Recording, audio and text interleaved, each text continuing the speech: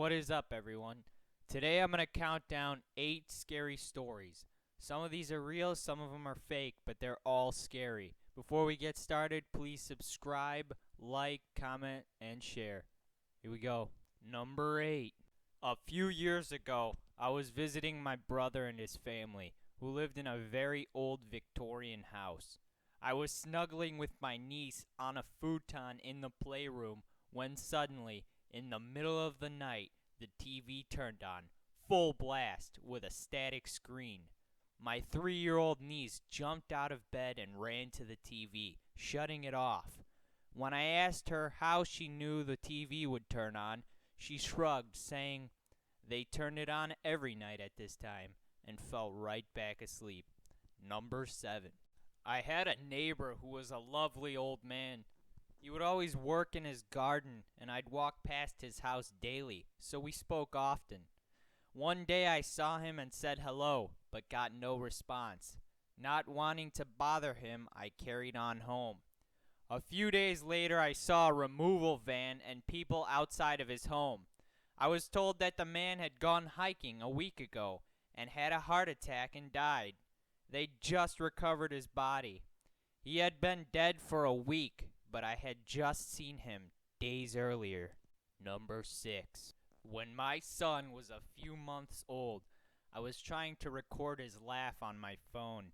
I used to bounce him on my knee and say numbers before each bounce.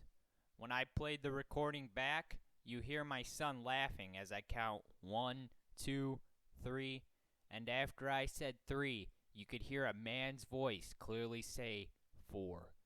There was no one else in the house and the TV was not on. Number 5. I was home alone watching TV when I saw something moving in the master bedroom. I strained my eyes to see a man walking out of the closet to the other side of the room. He stopped, looked at me, put his finger to his lips, then turned around. There was blood on his face and the back of his head was missing. He vanished back into the closet. We moved when we found out that the mysterious small hole in the ceiling of our bedroom is from a previous tenant who shot himself in that exact spot. Number 4. A father is lying in bed after just waking up. He grabs the baby monitor and walks to his desk in his office at home. He has his baby on the baby monitor and hears his wife singing to her.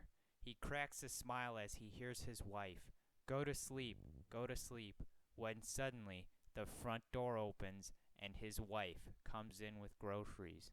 Number 3. A young boy is sleeping in his bed on a usual night. He hears footsteps outside of his door and peeks to see what is happening. His door swings open quietly to reveal a murderer carrying the corpses of his parents. After silently propping them up on a chair, he writes something on the wall in the blood of the dead bodies. He then hides under the child's bed. The child is scared beyond belief. He can't read the writing on the wall and he knows the man is under his bed. Like any child, he pretends that he slept through the whole thing and hasn't awoken yet. He lays still as the bodies, quietly hearing the breaths from under his bed.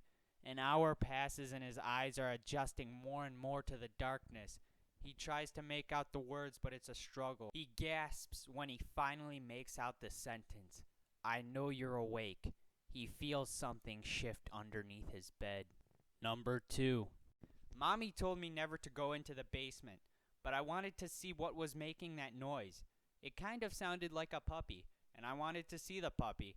So I opened the basement door and tiptoed down a bit. I didn't see a puppy, and then Mommy yanked me out of the basement and yelled at me.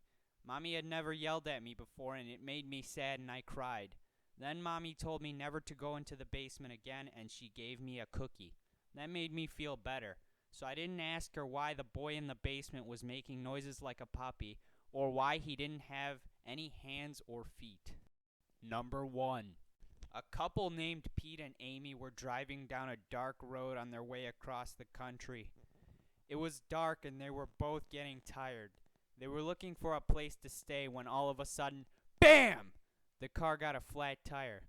Pete pulled over and sighed and told Amy to stay in the car. While she was in the car, she heard the trunk open and Pete rummaging through it.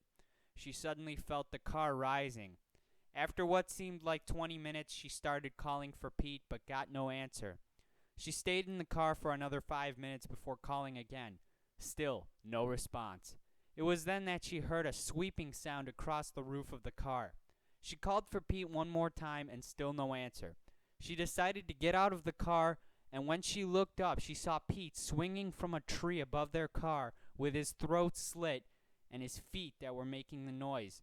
She let out a blood-curdling scream before seeing a bright white light. That is it for this video. Thank you for watching. I hope you got scared, and I hope you liked that jump scare on the last story. Please subscribe, comment, like, and share. Thank you.